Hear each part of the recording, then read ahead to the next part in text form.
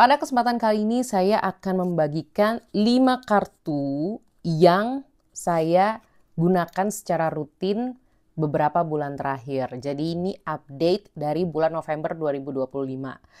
Ini selalu berubah ya. Jadi nanti menyesuaikan setiap kartu baru atau setiap kebutuhan yang saya perlukan. Oke, dimulai dari yang pertama.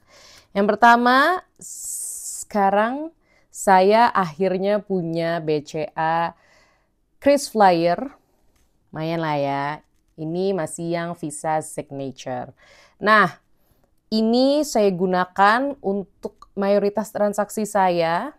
Terus untuk cicilan pun saya juga seringnya ubah di sini karena sering 0% untuk 3 bulan. Setidaknya untuk sekarang ya. Karena bank, ingat ya, ini harus diingat. Bank itu peraturannya selalu berubah-ubah. Kadang 6 bulan 0% bisa, kadang nggak ada sama sekali. Jadi sangat menyesuaikan peraturan yang berlaku di bank. Cuma sekarang nih saat video ini dibuat, ini sedang promo 0% cicilan untuk 3 bulan. Terus kenapa saya pakai ini terutama? Karena ini setiap transaksinya hampir semuanya ya seingat saya akan dikonversi ke Singapore Airlines Miles atau KrisFlyer Miles. Jadi dari miles tersebut kita bisa gunakan untuk beneran terbang. Dan saya sudah benar-benar udah redeem baik ke tiket ekonomi maupun tiket bisnis. Jadi saya sangat senang ya, walaupun mungkin emang nggak yang jauh banget gitu rutenya, nggak yang suites, yang first class, cuma nggak masalah. Karena kan setiap orang punya impian masing-masing dan saya pribadi dengan redeem aja yang ekonomi tuh udah seneng banget gitu. Oke, lanjut. Saya juga masih menggunakan Genius walaupun tidak sesering kartu-kartu yang lain di daftar kartu lainnya ya, di kartu yang sekarang. Kenapa? Karena saya tuh cukup kurang suka karena Genius itu selalu memberikan over limit fee sebesar 200.000. Itu menurut saya nggak perlu sebenarnya over limit fee itu, karena apalagi saya bayarnya lunas terus. Alhamdulillah untungnya ya. Jadi kalau bisa nih, jangan ada over limit fee deh. Genius please gitu. Kenapa masih jadi favorit saya? Karena Genius ini juga masih memberikan Yay Points. Terus Yay Points itu bisa kita convert ke Link Miles, ke AirAsia Miles, terus ke Garuda Miles, dan juga Singapore Miles. Bahkan juga ke beberapa voucher lain. Jadi tergantung ya, maksudnya nanti adanya apa aja. Nah terus ini juga suka mengadakan multiplier points, kayak 2 kali bonus points, misalkan dari makanan, dari kategori yang kita pilih. Makanya ini masih oke lah, walaupun saya pribadi kurang suka ada over limit fee-nya. Saya udah beberapa kali lumayan protes, tapi kayak ya udahlah emang dari sananya begitu. Terus selanjutnya yang ketiga adalah Mayapada Scorecard. Kenapa saya menggunakan ini? Karena saya adalah pengguna rutin dari Grab, Gojek, dan setiap transaksi Grab atau Gojek, kalau misalkan menggunakan Mayapada Scorecard itu konversinya akan lebih besar, kayak konversinya 10%, seingat saya 10% dari transaksi. Terus jadi poin scorecard. Nah, kenapa saya juga senang ini? Karena poinnya juga bisa di-convert ke miles pesawat, termasuk Garuda Miles dan Singapore Miles. Jadi beberapa miles saya meskipun tidak terlalu banyak ya, karena kan kalau naik Grab 14.000, 21.000, jadi nggak cepet ya, cuma tetap lumayan lah untuk nabung miles dari sini. Jadi setiap saya naik Grab tuh secara nggak langsung saya nambah miles. Makanya saya cukup masih mempertahankan lah si scorecard ini. Terus selanjutnya adalah Garuda Indonesia BNI Platinum. Nah ini sebenarnya adalah versi inferior dari Garuda Indonesia Visa Signature. Bisa sih saya upgrade sebenarnya, cuma ntar dulu deh. Saya mau fokus upgrade ini aja biar bisa ke Visa yang infinite, biar konversi poinnya lebih banyak.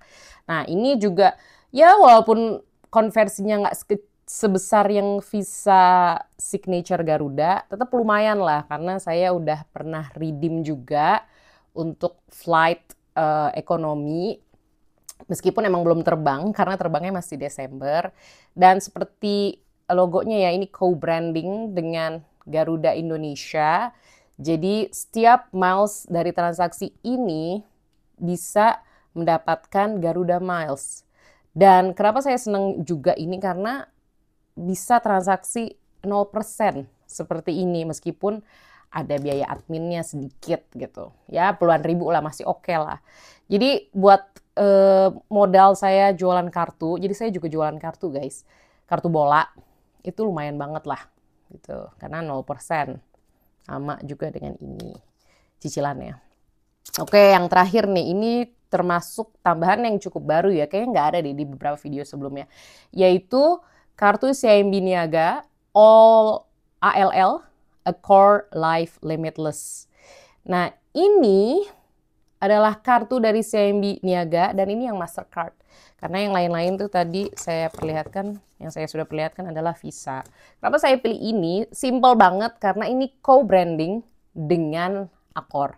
Jadi setiap transaksi di sini poinnya akan bisa dikonversi jadi poin Accor. Emang sih kecil yang dikonversi, cuma ya lumayan lah daripada nggak sama sekali, karena saya pun juga member Accor Explorer sekarang namanya. Dan statusnya lagi platinum, jadi lumayan lah ya.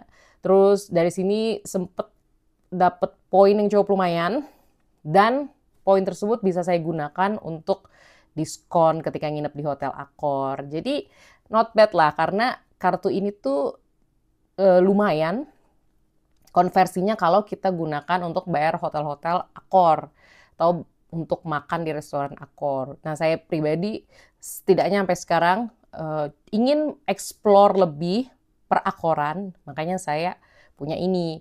Nah, emang sih yang lebih ideal kita punya yang versi All Accor World. Tapi ya karena saya masih terhitung baru ya, dan saya belum serajin itu buat naikin limit di sini. Jadi saya ya udahlah puas dulu dengan Accor Platinum. Saya sih pengennya yang punya yang Accor World ya, cuma limitnya masih cukup gede ya. Sedangkan limit saya itu masih lumayan cimit. Sejauh ini untuk limit paling tinggi adalah BCA Increase Flyer. Ini sudah sampai 30 berapa ya? 33 juta seingat saya terakhir. Dan makanya nih ini udah lumayan. Pelan-pelan banget naiknya, dari awalnya 5 juta guys, bisa sampai 33. Jadi BCA Kris Flyer. Jadi harapannya saya pribadi sih mau fokus naikin di BCA, karena saya emang nabungnya, bukan nabung sih, maksudnya payroll utamanya di BCA, dan enak pakai ini karena kalau konversi cicilan tuh nggak pakai biaya tambahan. Oh ya, untuk CIMB saya pun juga beberapa kali konversi pembelian, terutama pembelian kartu ya, terus saya ubah ke cicilan, dan masih ada biaya transaksi meskipun tidak terlalu banyak ya. Sekali lagi, satu kali cicilan biasanya beberapa puluh ribu nih dua kartu ini. Jadi masih 0% plus 25.000, 75.000 dari setiap kartu. Masih oke lah. Tapi ini tetap juara karena 0% guys. Itu adalah catatan dari saya tentang beberapa kartu kredit yang sekarang saya rutin gunakan. Jadi sekarang sih kalau bisa fokusnya 5 ini, meskipun ya beberapa kali saya tetap pakai kartu yang lain, seperti misalkan kalau ada promo di tiket, terus kalau pakai kartu tiket.com diskonnya lebih gede ya, saya pakai kartu BCA Tiket gitu. Jadi ya sesuai kondisi dan situasi ya, cuma sekali lagi mayoritas yang saya gunakan adalah 5 kartu ini gitu. Oke, sekian video kali ini, semoga bermanfaat. Kalau ada pertanyaan langsung aja tulis di kolom komentar. Terima kasih buat yang udah nonton dan sampai jumpa di video lainnya. Dadah!